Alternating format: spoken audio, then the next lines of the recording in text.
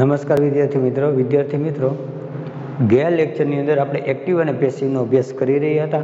એક્ટિવમાંથી passive જે છે એ normally પૂછાતું હોય છે, ક્યારેય પેસિવમાંથી એક્ટિવ પૂછાતું નથી. અને એની આપણે વિગતવાર સમજૂતી લીધી હતી, વાક્ય રચના સમજ્યા હતા. સાથે આપણે સાદા વર્તમાનકાળના જે વાક્યો છે એ આપણે શીખ્યા. સાદા વર્તમાનકાળના વાક્ય જે આપણે એક્ટિવ પેસિવની અંદર 5 પ્રકારના, એમ ટૂંકમાં બધા જે કાળ છે એના બધા પાંચ પ્રકારના જે સેન્ટેન્સો છે એનો આપણે અભ્યાસ કરવાનો હોય. જેમ કે સાદો વર્તમાનકાળ છે તો સાદા વર્તમાનકાળની અંદર હકાર વાક્ય, નકાર વાક્યો, ત્યારબાદ આપણે સહાયકારક ક્રિયાપદથી બનતા પ્રશ્નાર્થ વાક્યો, જેની અંદર ડુ ડઝનો ઉપયોગ કરીને પ્રશ્નાર્થ બને તે, સાથે WH થી અને હાવથી શરૂ થતા પ્રશ્નાર્થ વાક્યો છે તેનો અભ્યાસ કરવાનો છે. એટલે 4 થયા. અને નંબર 5ની અંદર WHOની જ અંદર એક હુ જે છે એનો પણ આપણે અભ્યાસ એક અલગ રીતે કરવાનો આવે, કારણ કે હુ જે છે એની વાક્ય રચના એક અલગ પ્રકારની આવે. તો ટૂંકમાં સાદો વર્તમાનકાળ, સાદો ભૂતકાળ, સાદો ભવિષ્યકાળ, ટૂંકમાં બધા જે સેન્ટન્સો જે છે એના બધાના સેન્ટન્સોના બધા આપણે 5 પ્રકાર જોશું. એટલે કે દરેક કાળ જે છે એના 5 સેન્ટન્સો છે 5 પ્રકારના આવે, એનો આપણે વિગતવાર અભ્યાસ કરશું. અને ગયા લેક્ચરની અંદર આપણે સાદા વર્તમાનકાળની અંદર હકાર અને નકાર એનો આપણે અભ્યાસ કર્યો હતો. અને એના માટે આપણે જે ગ્રામરમાં એક્સરસાઇઝ છે એની 3 એક્સરસાઇઝ મેં લખી છે, જેથી કરીને તમને વધુ ખબર પડે. તો એક રિવિઝન પણ થશે અને સાથે સાથે એક્સરસાઇઝ છે એ આપણે સોલ્વ પણ કરીએ. તો એક્સરસાઇઝ નંબર 1 શરૂઆતથી જોતા જશું આપણે. Answer: the postman delivers letter. SVO. જે લોકોને ન ખબર પડતી હોય, ઘણી વખત ભૂલ થતી હોય કે કર્તા ક્રિયાપદ કર્મમાં ન ખબર પડતી હોય, એટલે મેં પહેલેથી જ લખેલું છે SVO. યાદ રાખવાનું, કર્તા ક્રિયાપદ અને કર્મ. ક્રિયાપદની જે આગળ જશું તો આપણને કર્તા મળે, અને આ બાજુ જશું તો એ કર્મ આવે. અને આમે જો કર્મ ન ખબર પડતું હોય તો આપેલું જે સેન્ટન્સ હોય એને વોટથી પ્રશ્ન પૂછવામાં આવે તો જે જવાબ આપણને મળશે એ એનું કર્મ હોય.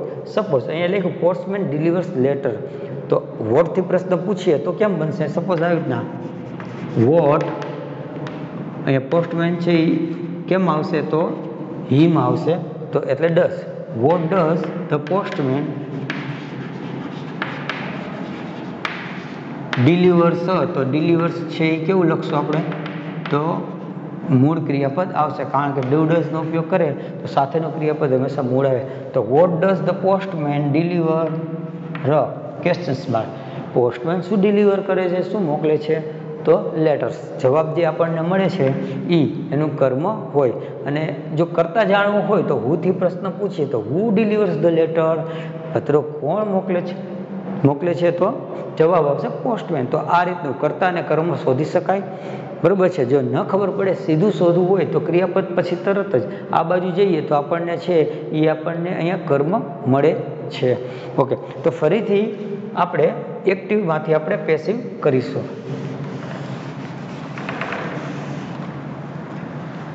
સૌથી પહેલાં વાક્ય રચનાને આપણે યાદ કરી લઈએ. આપેલું જે વાક્ય હોય એમાં કર્તા, કર્મને, ક્રિયાપદ એ બધું શોધીને આપણે એને ઇનડાયરેક્ટમાં આપણે પેસિવ કરવું હોય ત્યારે સૌથી પહેલાં કર્મને છે એ આપણે આગળ લેશું, એટલે કે એ કર્તા બનાવશું. કર્મ કયું છે? તો લેટર્સ. લેટર જે છે એ એક વચનમાં છે કે બહુવચનમાં? તો એ પણ આપણે ધ્યાનમાં લેવું પડશે. લેટર્સ લખ્યું છે, એક પત્ર નથી, એક કરતાં વધારે પત્રો જે છે એને ડિલિવર કરે છે, એટલે લેટર્સ. લેટર્સ આવ્યું. હવે આપણે વાક્ય રીતના ફરીથી યાદ કરીએ પેસિવની. એટલે કે કર્મને કર્તા બનાવવાનું, ત્યારબાદ ટુ બીનું રૂપ. ટુ બીનું રૂપ એટલે કયું?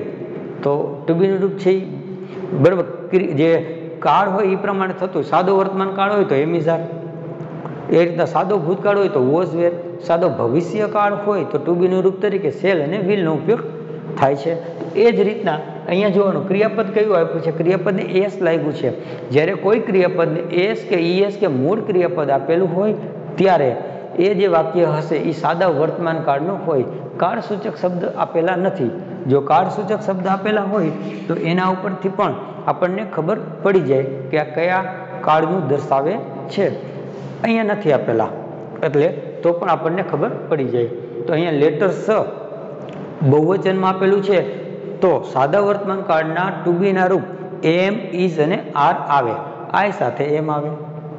એક વચન ત્રીજો પુરુષ હોય તો ઇઝ આવે, અને હા બહુવચન જો આપેલું હશે તો આર આવે છે. તો અહીંયા આપણે જોઈ શકીએ છીએ આ એસ લખ્યો છે એટલે બહુવચન, તો લેટર્સ આર. સાદો વર્તમાન કાળ છે એટલે આપણે અહીંયા આર લખીશું ટુ બીના રૂપ તરીકે. ત્યારબાદ ક્રિયાપદ જે છે એનું V3 જ આવશે. આપણે એક્ટિવ પેસિવની અંદર એક્ટિવ વાક્ય છે એમાં જ્યારે આપણે પેસિવ કરતા હોઈએ ત્યારે હંમેશા માટે જે કાળ જે છે એ કોઈ પણ હોય પણ સાથેનું જે ક્રિયાપદ છે એ હંમેશા V3 આવશે. V3 સિવાય બીજું કંઈ આવશે નહીં. એટલે કે ભૂતકાળનું ભૂતકાળ એટલે કે ભૂતકૃદન છે એનો જ ઉપયોગ આપણે કરવાનો આવે. એટલે લેટર્સ આર અહીંયા ડિલિવર્ડ થશે, DELIVRED. લેટર્સ આર ડિલિવર્ડ તેના દ્વારા થાય છે તો V3 આવી ગયું. તો બાય લખી નાખીશું, બાય. અને ત્યારબાદ કર્તાને બનાવી નાખીએ આપણે અહીંયા કર્મ, એટલે ધ પોસ્ટમેન. આ બની ગયું પેસિવ. ચાલો તો આ પેસિવની આપણે સાઇન એટલે કે નિશાની પણ કરી નાખી. ત્યારબાદ એના પછીના જોઈએ, ધ ક્લર્ક કલેક્ટ્સ ધ બિલ્સ. શરૂઆતમાં ન ખબર પડે તો આ રીતના અંડરલાઈન કરી લેવી, SVO. ઓકે, બિલ છે એ પહેલાં આવશે, કર્મ છે તો પહેલાં કેપિટલ કરી નાખવાનું. બિલ છે એક બિલ નથી પણ એક કરતાં વધારે. જો એક કરતાં વધારે બિલ હોય તો બહુવચન કહેવાય, બહુવચન હોય તો બહુવચન સાથે આવશે આર, તો બિલ્સ આર. કલેક્ટ છે તો કલેક્ટ તો વર્તમાન કાળમાં આવે, પણ હા આપણે એનું ભૂતકૃદન કરીએ તો કલેક્ટનું થઈ જશે કલેક્ટેડ. બિલ્સ આર કલેક્ટેડ કેના દ્વારા, તો બાય આવશે. હવે બાય ધ ક્લર્ક છે તો ક્લર્ક લખી નાખીએ, ફૂલ સ્ટોપ, અને આ થઈ ગયું પેસિવ. ચાલો નેક્સ્ટ એના પછીનું number 3, we eat rice every day. Every day જે છે એ કાળસૂચક શબ્દ છે, ટૂંકમાં અન્ય શબ્દ આપણે કહીશું. તો ફરીથી આપણે રાઈસ છે એ સૌથી પહેલાં આવશે. રાઈસ, રાઈસ એટલે શું થશે તો ચોખા. ચોખા છે એ એક વચનમાં છે કે બહુવચનમાં કેમ ખબર પડે, પણ યાદ રાખવાનું કોઈ ખાદ્ય પદાર્થ હોય કે એનું નામ લખેલું આપેલું હોય તો આપણે એને હંમેશા એક વચનમાં લેવું પડે. જેમ કે કોઈ ગેમનું નામ લખ્યું હોય, જેમ કે ક્રિકેટ, જેમ કે ફૂટબોલ, બરાબર છે, કોઈ આવા પ્રકારની ગેમનું નામ હોય, કોઈ વિષયના નામ લખેલા હોય, સબ્જેક્ટ, ઇંગ્લિશ, સંસ્કૃત, આ સબ્જેક્ટનું નામ લખ્યા હોય તો પણ એ હંમેશા એક વચનમાં આવે. તો અહીંયા પણ રાઈસ જે છે એ પણ આપણે એક વચનમાં આવશે, એટલે રાઈસ સાથે આવશે ઇઝ. રાઈસ ઇઝ ઇટ જે છે એનું V3 કરવાનું, ઇટ, એટ, ઇટન. તો અહીંયા આપણે એનું V3 થશે ઇટન. તો rice is eaten, rice is eaten કેના દ્વારા, તો બાય. અહીંયા વી આપેલું છે તો આપણે અભ્યાસ કર્યો તો આઈનું મી થાય, ત્યારબાદ વીનું અસ થાય, હીનું જે છે એ હિમ થાય, સીનું હર થાય, ઈટનું ઈટજરી અને ધેયનું ધેમ થાય. તો અહીંયા વી લખેલું છે તો વીનું થશે અસ. ત્યારબાદ અન્ય શબ્દો જો લાસ્ટમાં આપેલા હોય તો લાસ્ટમાં લખી નાખવાના, જેમ કે એવરી ડે, ફૂલ સ્ટોપ. આ બની ગયું પેસિવ. વિદ્યાર્થી મિત્રો, આ હતા હકાર વાક્યો, સાદા વર્તમાન કાળના હકાર વાક્યો. ત્યારબાદ સાદા વર્તમાન કાળના આપણે નકાર વાક્ય જોઈએ. સૌથી પહેલા શાલિન ડઝ નોટ લાઇક ટી. સાદો વર્તમાન કાળ હોય ને અને વાક્ય નકાર બનાવવું હોય તો આપણે ડુ ડઝની જરૂર પડે છે નકાર બનાવવા માટે. કારણ કે નકાર જે છે એકલું ક્યારેય ન આવે, સાથે હંમેશા ક્રિયાપદની સાથે અહીંયા જે કોઈ પણ ક્રિયાપદ આપેલું હોય એની સાથે જો નકાર બનાવવું હોય તો અહીંયા કર્તાને ધ્યાનમાં રાખીને ડુ ડઝ મૂકવું પડે છે. જો બહુવચનમાં હોય તો ડુ આવશે, એનો મતલબ ડુ નોટ લાઇક થઈ જાય. પણ અહીંયા એક વચનમાં આપેલું હોય, ત્રીજો પુરુષ હોય, બરાબર છે, તો ડઝ આવશે. તો આપણા માટે એ કાંઈ મેટર નથી. જ્યાં નોટ આવતું હોય ત્યાં નોટ આવશે. એનો મતલબ શાલિન ડઝ નોટ લાઇક ટી. આ બની ગઈ ડ્યુઅર, વર્બ, ઓબ્જેક્ટ, કર્તા, ક્રિયાપદ અને કર્મ. સૌથી પહેલાં જે ટી છે એ આગળ આવી જશે. ટી પહેલો જે લેટર હશે એ હંમેશા આપણે કેપિટલ કરવો પડે. તો ટી હવે આવે ટુ બીનું રૂપ. તો ટી એક વચન છે, મેં પહેલાં જ વાત કરી કે રાઈસ લખ્યું હોય, ટી, કોફી લખેલું હોય, કાંઈ પણ એવું લખેલું હશે નામ, ખાદ્ય પદાર્થનું નામ લખેલું હોય, બરાબર છે, તો હંમેશા એક વચનમાં આવે. તો ટી સાથે લખશું ઇઝ. ટી ઇઝ, હવે ડઝ પછી નોટ મૂક્યું તો પણ આપણે પણ અહીંયા ઇઝ પછી નોટ મૂકી દઈએ, કારણ કે નોટ છે ઈ ક્યારે એકલું આવે નહીં, સાથે જે છે સહાયકારક ક્રિયાપદ હોય તો જ આવે. તો ટી ઇઝ નોટ લાઈક જે છે અહીંયા ડુ ડઝનો ઉપયોગ કરીએ તો મૂળ ક્રિયાપદ આવે, પણ આપણે જ્યારે પેસિવ કરીએ તો કોઈ પણ હોય કાળ, ગમે તેવા પ્રકારનું સેન્ટન્સ હશે એ હંમેશા V3માં જ આવશે. એટલે લાઈકનું આપણે કરી દઈશું લાઈકડ. ટી ઇઝ નોટ લાઈકડ કેના દ્વારા? બાય, નામ આપેલું હોય તો આપણે નામ લખી નાખશું શાલિન, બની ગયું પેસિવ. નેક્સ્ટ, જેની ડઝ નોટ સિંગ સોંગ. જેની ડઝ નોટ સિંગ સોંગ, જેની ડઝ નોટ સિંગ અને સોંગ. સોંગ્સ જે છે બરાબર એનું કર્મ છે તો આપણે એને સૌથી પહેલા લખી નાખશું. જેમ કે સોંગ સ, એક ગીત નહીં પણ એક કરતા વધારે બરાબર નથી ગયા, એટલે સોંગ સ. બહુવચન છે તો ટુ બીનું રૂપ છે ઈ આર હશે. Songs are not. હવે સિંગ છે એ મૂળ ક્રિયાપદ છે, સિંગનું થાય સેંગ, અને સેંગનું થશે સંગ, SUNG સંગ. સિંગ સોંગ્સ આર નોટ સંગ કેના દ્વારા? તો બાય જેની. આ બની ગયું પેસિવ. ચાલો એના પછીનું લાસ્ટ વન છે એ આપણે જોઈ લઈએ. Answer number 6. The book seller do not print books. બુકોને છે તેઓ પ્રિન્ટ નથી કરતા, તો બુક્સને સૌથી પહેલા આપણે આગળ લઈશું. બુક્સ બહુવચનમાં છે તો આપણે લખીશું આર, ટુ બીનું. તો બુક્સ આર નોટ, પ્રિન્ટનું થઈ જશે પ્રિન્ટેડ. કેના દ્વારા થાય થતું નથી? તો બાય ધ બુક સેલર. આ બની ગયું પેસિવ. વિદ્યાર્થી મિત્રો યાદ રાખવાનું, જ્યારે વાક્યની અંદર સાદા વર્તમાન કાળની અંદર ડુ ડઝ ને એવા પ્રકારના આપેલા હશે ત્યારે જ્યારે આપણે પેસિવ કરીએ છીએ ત્યારે એ ક્યારેય રિપીટ નહીં થાય, ફરીથી નહીં આવે, કારણ કે એ સહાયકારક ક્રિયાપદ છે. જ્યારે આપણે પેસિવ કરીએ છીએ ત્યારે ક્રિયાપદ જે છે એ કરતા બધુંને ધ્યાનમાં રાખીને, કર્તાને ધ્યાનમાં રાખીને આપણે એની સાથે ટુ બીનું રૂપ જે છે એ મેકવાનું આવે, એક વચન બહુવચન બધું ધ્યાનમાં રાખીને. તો આપણે આ જે છે એનું રિઝન પણ થઈ ગયું, સાથે એક્સરસાઇઝ પણ આપણે જોઈ લીધી. ત્યારબાદ આપણે વાત કરીશું હવે સહાયકારક ક્રિયાપદથી બનતા પ્રશ્નાર્થ વાક્યની. તો એના માટે અહીંયા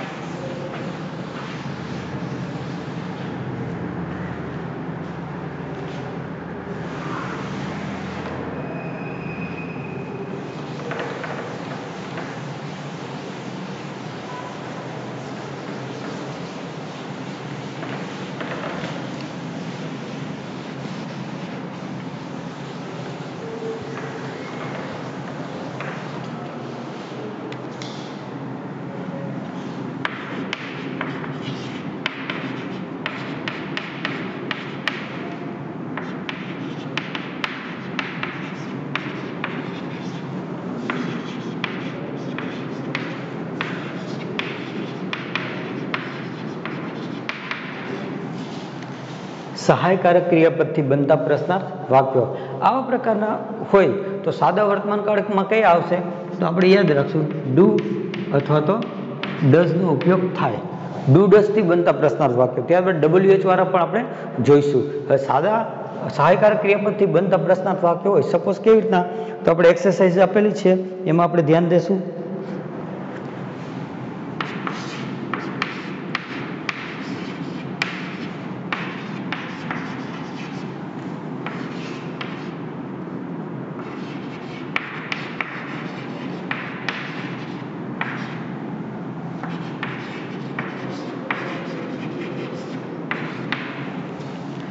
Do you read newspaper every day?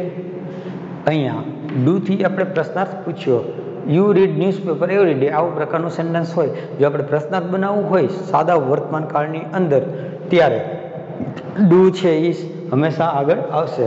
પેલું સ્થાન, જો સહાયકારક ક્રિયાપદથી બનતા પ્રશ્નાર્થ વાક્ય હોય, બે પ્રકારના પ્રશ્નાર્થ વાક્ય આવે, એની અંદર સહાયકારક ક્રિયાપદથી બનતા પ્રશ્નાર્થ વાક્ય હોય ત્યારે ડુ છે એ હંમેશા પહેલાં આવે.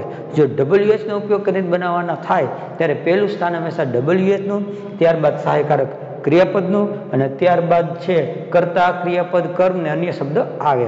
આ એની વાક્ય રચના થઈ. તો હા, આપણી પાસે સહાયકારક ક્રિયાપદથી બનતા પ્રશ્નાર્થ વાક્યો છે, તેને આપણે પેસિવમાં ફેરવવાના હોય ત્યારે આપણી પાસે સેન્ટેન્સ પણ છે. ચાલો સૌથી પહેલાં શું કરીશું, તો આન્સર લખીએ. આ બની જશે કર્તા, ત્યારબાદ આ ડુ અને આ રીડ એ બંને બનશે વર્બ, અને ન્યૂઝપેપર જે છે એનું ઓબ્જેક્ટ, અને આ અન્ય શબ્દ આપેલા છે અધર words. Do you read newspaper every day?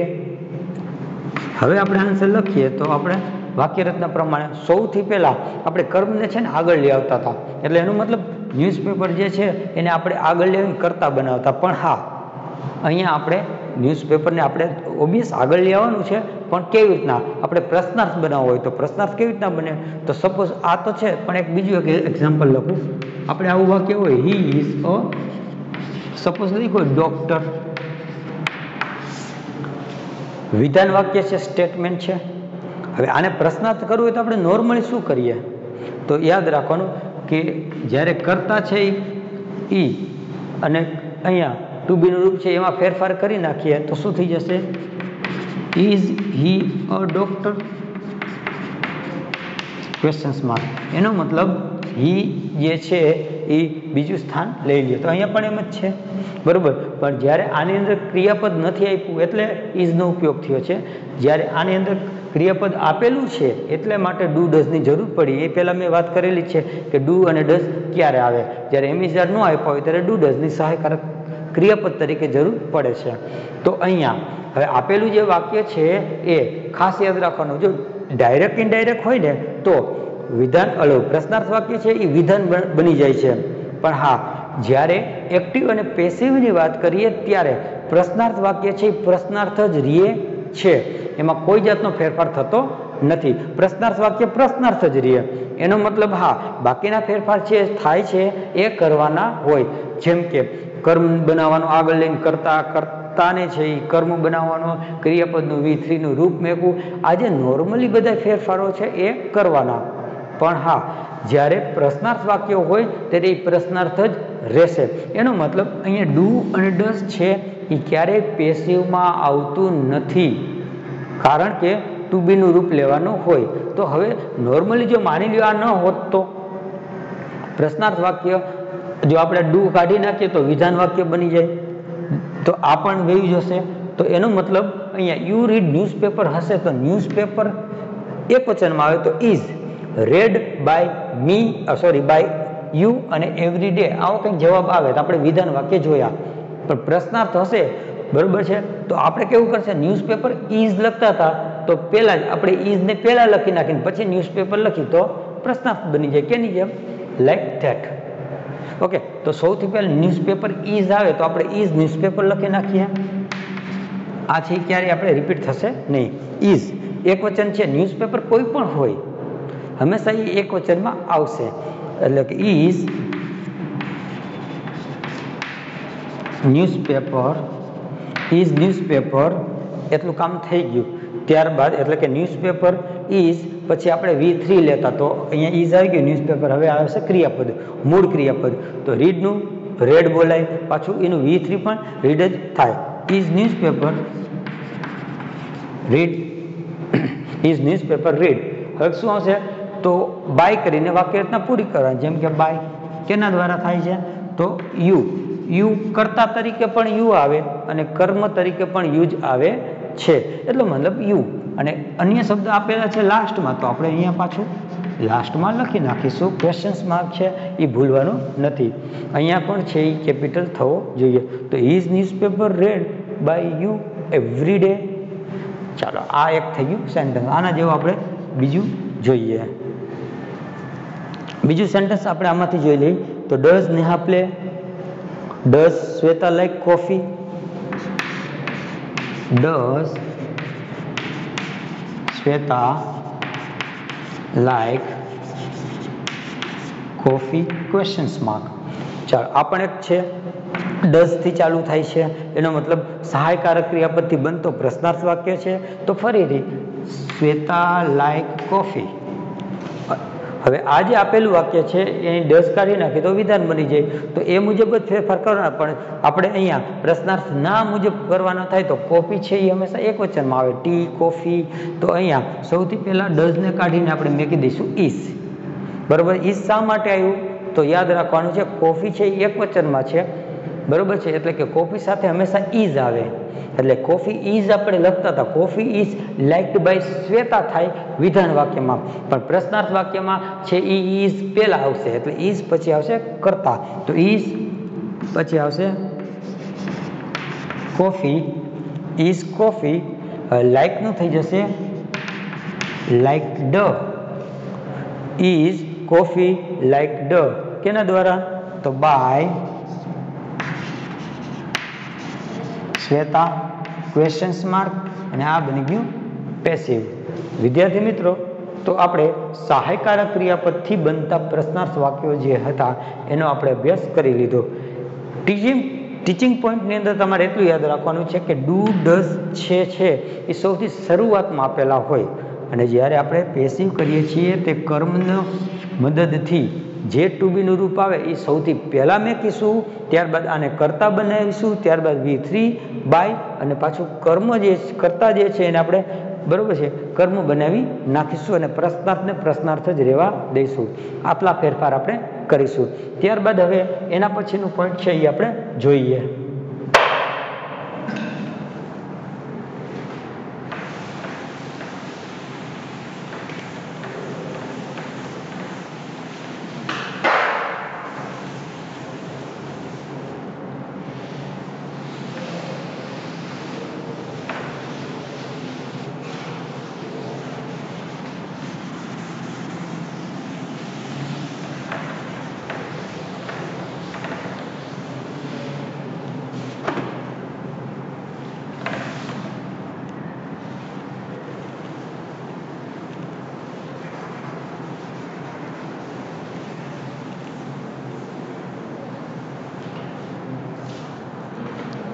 જો હવે એના પછીનું ટોપિક છે પ્રશ્નાર્થ વાક્ય છે જ, પણ કેવા પ્રકારના પ્રશ્નાર્થ વાક્યો તો WH થી બનતા પ્રશ્નાર્થ વાક્યો.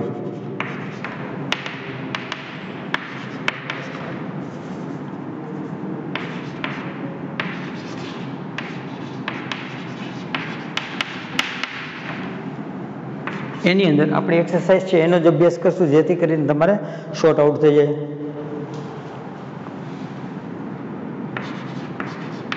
When does Bharat do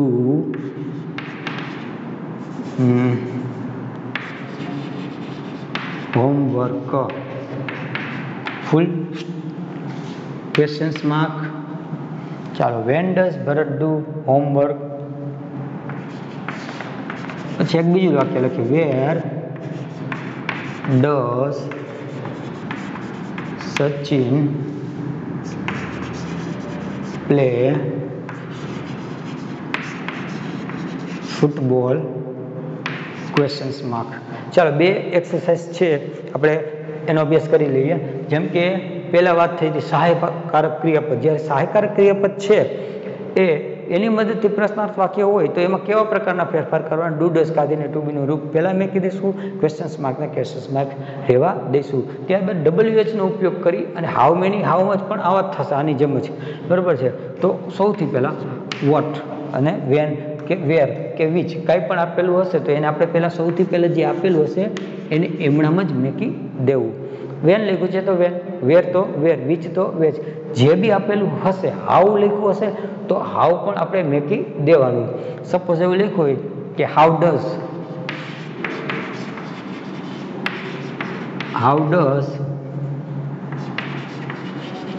Mohit do his work full questions mark how does Mohit do his work આવું પણ લખ્યું હોય હાવવાળા પણ આપણે જોઈ લઈએ એટલે જેથી કરીને પ્રોબ્લેમ ન થાય હાઉ મચ હાઉ મેની પણ આવશે હાવવાળા પણ આપણે જોઈ લઈએ જો આવા પ્રકારના હોય ને તો જે આપેલું હોય ને પહેલાં સૌથી પહેલાં આપણે મેકી દઈશું સપોઝ અહીંયા વેન લખ્યું તો વેન ત્યારબાદ મેં તમને એમ પહેલાં વાત કરેલી એમ કે ડુ પ્રશ્નાર્થ જ્યારે વાક્ય હોય તો બે પ્રકારના હોય તો બંને ભેગા આપ્યા હોય ખાલી ડુ ડસ વાળા આપ્યો હોય તો સહાયકારક ક્રિયાપદ થાય પણ WH કે હાવવાળાનો ઉપયોગ કરીને બે ના હોય તો બંનેનો ઉપયોગ થાય તો પહેલું સ્થાન હંમેશા WHનું રહેશે ત્યારબાદ સહાયકારક ક્રિયાપદનું રહે પણ ડુ ડસ છે એ ક્યારેય પેસિવમાં આવતા નથી તો ડુ ડસની જગ્યાએ આપણે છે એ ટુ બીનું રૂપ મેકીશું કેનું તો અહીંયા જોવાનું ડુ ડસ છે એ સાદો વર્તમાન કાળ દર્શાવે તો ટુ બીનું રૂપ જે છે એ આપણે સાદા વર્તમાન કાળમાંથી લઈશું જેમ કે એમ ઇઝ આર અહીંયા જોવાનું કે આપણું જે કર્મ છે એ કેમ આપેલું છે એક વચનમાં કે બહુવચનમાં જો એક વચનમાં આપેલું હોય તો ઇઝ મેકીએ બહુવચનમાં આપેલું હશે તો આપણે મેકીશું આર આઈ હશે તો આઈનું આપણે કરી નાખીશું એમ તો અહીંયા આપણે વેન પછી ડઝ નહીં આવે તો ડઝની જગ્યાએ ટુ બીનું રૂપ આવે કેને ધ્યાનમાં રાખીને હોમવર્ક ગમે તેટલું આપે સરે ગમે તેટલું હોમવર્ક આપ્યું હોય પણ એક વચનમાં આવે એટલે કે અહીંયા વેન ઇઝ હોમવર્ક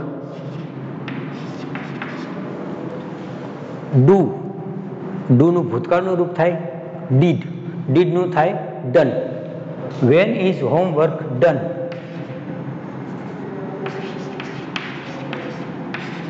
બાય અહીંયા ડ્યુઅર છે ભરત એનો મતલબ ભરત ક્વેશ્ચન્સ માર્ક અને આ બની ગયું પેસિવ પ્રશ્નાર્થ છે એ પ્રશ્નાર્થમાં જ રહે ઓકે નેક્સ્ટ એના પછીનું સેન્ટેન્સ જોઈએ તો where does Sachin play football અહીંયા વેર આપેલું છે જગ્યાનો નિર્દેશ કરે છે પણ હા વેર આપેલું હોય કે વેન આપેલું હોય કે હાવ જે બી આપેલું હશે પહેલાં આપણે એને હમણાં લખી નાખશું વેરનું વેર ત્યારબાદ ડઝ લખ્યું છે તો એ સાદો વર્તમાન કાળ દર્શાવે મૂળ ક્રિયાપદ આપેલું છે તો અહીંયા ફૂટબોલ છે એનું કર્મ છે કર્મને આગળ લઈએ તો કર્મ સાથે ટુ બીનું રૂપ છે એ વર્તમાન કાળનું મેકવાનું પણ અહીંયા આવશે ફૂટબોલ છે ગેમનું નામ છે હંમેશા એક વચનમાં આવે તો વેર ઇઝ ત્યારબાદ ફૂટબોલ કર્મ એનું કામ છે ફૂટબોલ વેર ઇઝ ફૂટબોલ હવે અહીંયા પ્લે આપેલું છે એનું ક્રિયાપદ થાય V3 મેકીશું પ્લેનું બની જાય played wear is football played કેના દ્વારા તો બાય આર યુ ડ્યુઅર એટલે કરતા તો by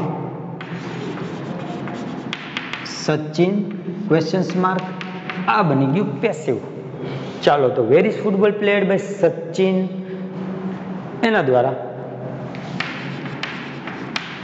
next how does Mohit do his homework તેનું હોમવર્ક કેવી રીતના કરે છે એના માટે સૌથી પહેલાં તો હાઉ આપેલું છે તો આપણે હાઉ મેકી દઈશું હાઉ ડઝ લખ્યું છે તો અહીંયા પણ આપણે ટુ બીનું રૂપ મેકશું પ્રશ્નાર્થ છે એટલા માટે તો હિઝ વર્ક સ નથી લખ્યું પણ વર્ક ક લખ્યું છે એટલા માટે હાઉ ઇઝ હિઝ વર્ક પાછું ડુ છે તો ડુનું જેમ થોડીક વાર પહેલાં જોયું હતું ડીડ અને done how is his work done કેના દ્વારા તો બાય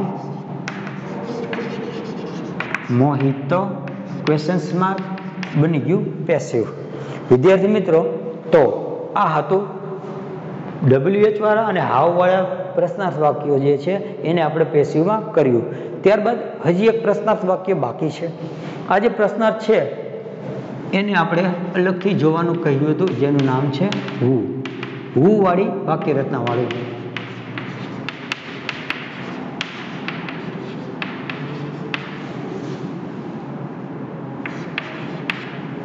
હુ વાળી વાક્ય રચનાને આપણે પેસિવમાં ફેરવીએ ચાલો તો એના માટે સૌથી પહેલા આપણે વાક્ય રચના જોશું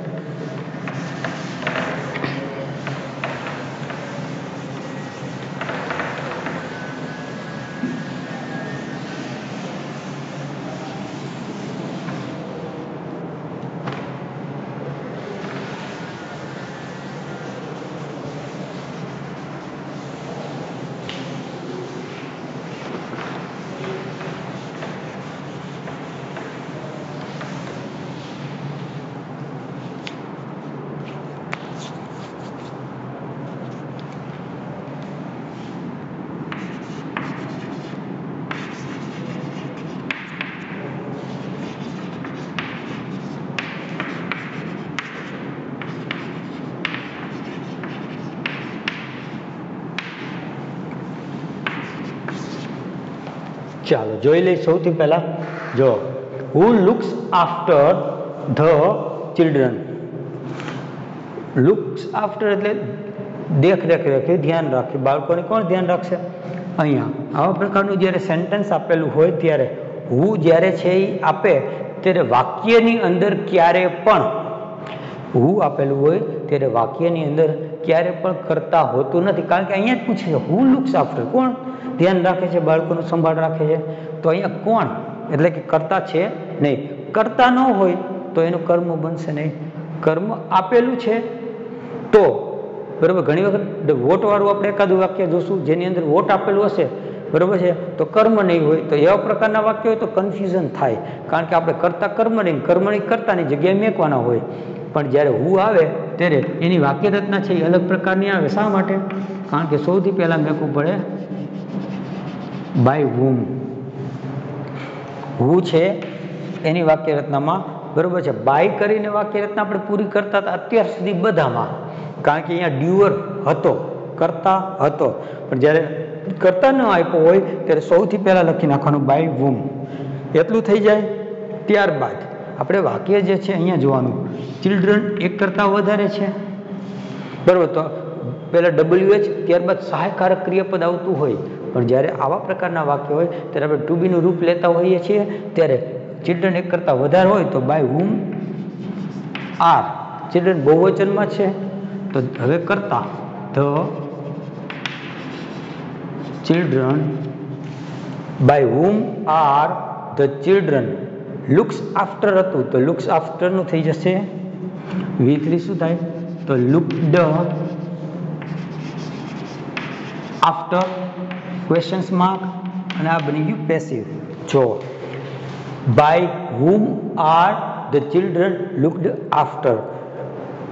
જ્યારે જ્યારે હુ વાળા વાક્ય રચનાઓ આવશે ત્યારે તમારે હુની જગ્યાએ બાય whom કરવાનું. તો આ એની વાક્ય રચના થઈ. હજી એકાદું આપણે વાક્ય જોઈ તો આપણને વધારે આવડે. જેમ કે who sings a song. Second sentence,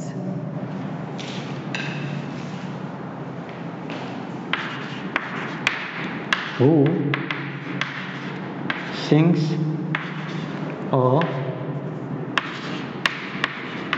song questions mark. ચાલો ફરીથી હું આવ્યું તો સૌથી પહેલા નિયમ પ્રમાણે આપણે લખી નાખશું by whom.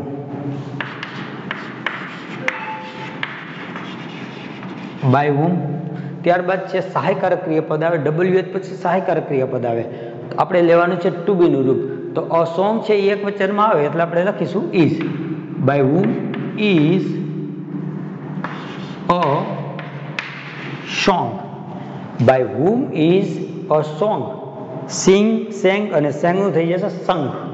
By whom is a song sang. Questions mark આ બની ગયું પેસિવ. ચાલો વિદ્યાર્થી મિત્રો, તો આ હતી આપણી એક્સરસાઇઝ, બરાબર છે, જેની અંદર આપણે આજે પહેલાં સૌથી પહેલાં છે રિવિઝન કરી લીધું. હકાર વાક્ય અને નકાર વાક્ય સાદા વર્તમાનકાળના બે એ જે રૂપ જે આપણે નેક્સ્ટ ગયા પીરિયડની અંદર જોયા હતા. ત્યારબાદ આજે આપણે એક છે સહાયકારક ક્રિયાપદની મદદથી બનતા પ્રશ્નાર્થ વાક્યો. ત્યારબાદ WH વાળા છે વેન, વિચ, whom અને હાવ વાળા એનો ઉપયોગ કરીને બનતા પ્રશ્નાર્થ વાક્યો પણ આપણે જોયા. ત્યારબાદ આપણે લાસ્ટમાં જે અલગ વાક્ય રચનાવાળું છે જે કે હુ, એને પણ આપણે જોઈ લીધું. એના બે સેન્ટેન્સો આપણે જોયા, બરાબર છે. તો દરેક જે સેન્ટેન્સો છે એ આ રીતના ફેરફાર થશે. તો આનો અભ્યાસ છે એ વિગતવાર કરી લો. આપણે ટેક્સ્ટ બુક આપણી ગ્રામરની અંદર છે આને રિલેટેડ જેટલી એક્સરસાઇઝ છે એ બધું હોમવર્કમાં કરી નાખવાની. હોમવર્કની અંદર તમારે એક્સરસાઇઝ નંબર જે હશે, બરાબર, સાદા વર્તમાન કાળની, બરાબર, હકાર વાક્ય, નકાર વાક્ય, બે પ્રકારના પ્રશ્નાર્થ વાક્ય, સહાયકારક વાળા, પ્રશ્નાર્થ વાળા અને હુ વાળા, આ 5 પ્રકારના જે સેન્ટેન્સો આપણે અહીંયા આવે છે દરેક કાળના, તો અહીંયા એ બધાની એક્સરસાઇઝ છે એ પાકી બુકમાં લખી નાખવાની, બરાબર છે. તો નેક્સ્ટ હવે પછીનો જે પીરિયડ આવશે એની અંદર આપણે સાદો ભૂતકાળના વાક્ય જોઈશું, બરાબર છે. સાદો ભૂતકાળ છે એ પણ સાદા વર્તમાન કાળની જેમ જ ફેરફાર થશે. તો એનો વિગતવાર અભ્યાસ હવે નેક્સ્ટ પીરિયડમાં આપણે જોઈશું.